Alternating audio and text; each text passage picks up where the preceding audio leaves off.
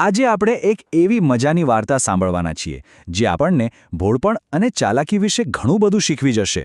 વાર્તાનું નામ છે શેરડીનો સ્વાદ. ક્યારે વિચાર્યું છે કે જ્યારે કોઈ ભોળી વ્યક્તિ અને કોઈ ચાલાક વ્યક્તિ આમને સામને આવી જાય તો શું થાય? આ વાર્તા બસ આ જ સવાલની આસપાસ ફરે છે. તો ચાલો જોઈએ કે આ બે પાત્રો જ્યારે મળે છે ત્યારે કેવી મજા આવે છે. તો આપણી વાર્તાના મુખ્ય પાત્ર છે એક હાથીભાઈ. એ એકદમ ભોળા અને દયાળુ, અને હા, એમને શેરડી ખાવી તો બહુ જ ભાવે. હવે એક દિવસ એવું બન્યું કે એ એક ખેતરમાં ગયા. ત્યાં તો એમણે પેટ ભરીને ધરાઈને શેરડી ખાધી. પછી એમને વિચાર આવ્યો કે લાવને ઘરે પત્ની માટે પણ થોડી લેતો જાઉં. એટલે એમણે શેરડીનો એક મોટો ભારો બાંધ્યો અને પોતાની પીઠ પર મૂકી દીધો.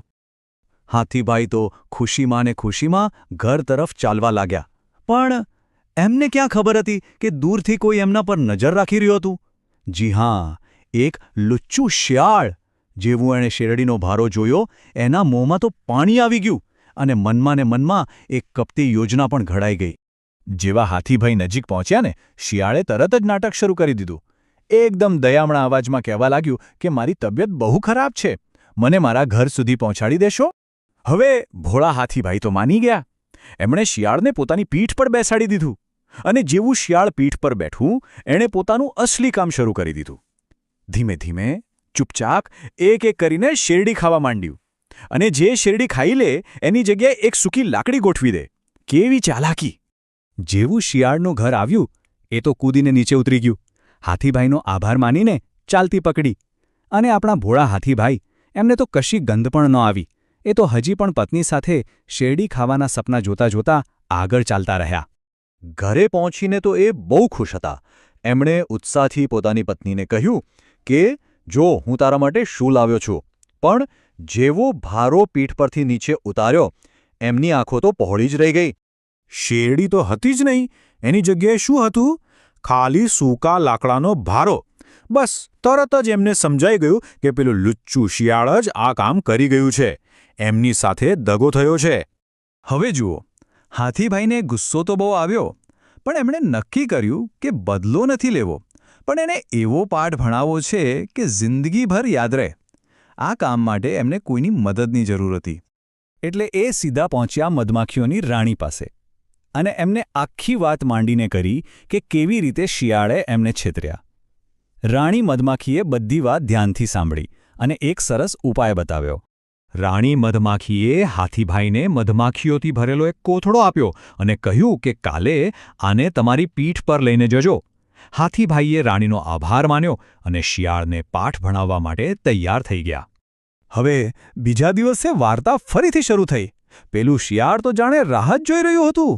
એ જ રસ્તા પર બીમાર હોવાનો ઢોંગ કરતું બેઠું હતું.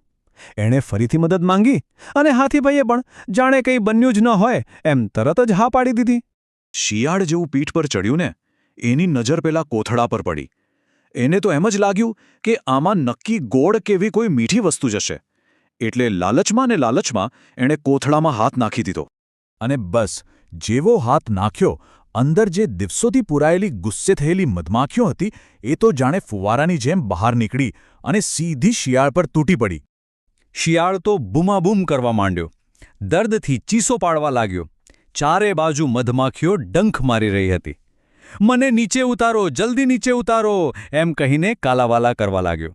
હાથીભાઈ તો દયાળુ હતા. એમને દયા આવી ગઈ એટલે એને નીચે ઉતારી દીધો. હવે શિયાળને બરાબરની અક્કલ આવી ગઈ હતી. એને પોતાની ભૂલ સમજાઈ ગઈ હતી અને એ શરમથી હાથી પાસે ગયું. એણે તરત જ હાથીભાઈની માફી માંગી. કહ્યું કે મને મારી ભૂલ સમજાઈ ગઈ છે. આજ પછી હું કોઈની પણ વસ્તુ પૂછ્યા વગર નહીં લઉં. મહેરબાની કરીને મને માફ કરી દો. સાચા દિલથી એણે માફી માંગી. અને આપણા હાથીભાઈનું દિલ તો મોટું હતું. એમણે તરત જ શિયાળને માફ કરી દીધું અને બંને પોતપોતાના રસ્તે ચાલ્યા ગયા. અને કહેવાય છે કે એ દિવસ પછી શિયાળ સાવ સુધરી ગયું, અને પછી તો બધાએ સાથે મળીને ખાધું પીધું ને મજા કરી. આમ વાર્તાનો સુખદ અંત આવ્યો. તો આ વાર્તામાંથી આપણને શું શીખવા મળ્યું?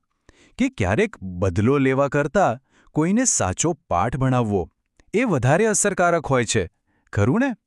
હાથીની આ ચતુરાઈએ શિયાળને હંમેશા માટે બદલી નાખ્યું. આ આપણને વિચારવા મજબૂર કરે છે કે શું ખરેખર સજા કરતાં સમજણ વધારે શક્તિશાળી નથી?